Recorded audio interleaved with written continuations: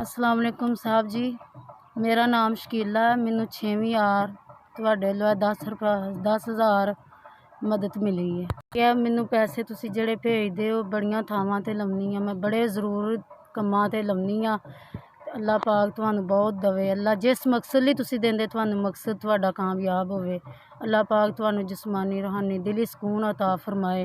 अल्लाह पाक तुहाडा दित्ता कबूल करे। अल्लाह पाक जिस तरह तुसी मेरी मदद करदे तुहाडी अल्लाह मदद करन। बच्चों इन्हां पैसों दे विचों मैं बच्चे दा इलाज भी करवा रही हाँ, डॉक्टरां ने दा ऑपरेशन भी दस्सिया वो भी करवा रही हाँ। ते अल्लाह पाक तुहानू बहुत दवे। इनू लैके लाहौर जाना है ते इंदा ऑपरेशन करवाना।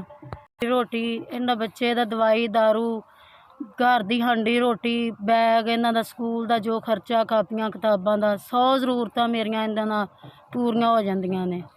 अल्लाह पाक तुहाडी सेहत दवे, लंबी जिंदगी अता फरमाए। अपने बच्चों के सिर ते सलामत रवो। चाचू जी पैसे तुसीं जिवें भी भेजदे हो सानू बड़ी खुशी हुंदी है ते सानू बड़ियां दुआवां भी हुंदियां। असीं तुहानू बड़ियां ही दुआवां दिन्ने आ ते याद बड़ा करीदा तुहानू दुआ च।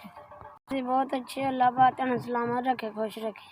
चाचू जी तुसीं साडे यतीम बच्चों दा ख्याल रखदे। अल्लाह पाक तुहाडा ख्याल रखे। अल्लाह ताला तुहानू खुश रखे, सलामत रखे, हसदे बसदे रवो।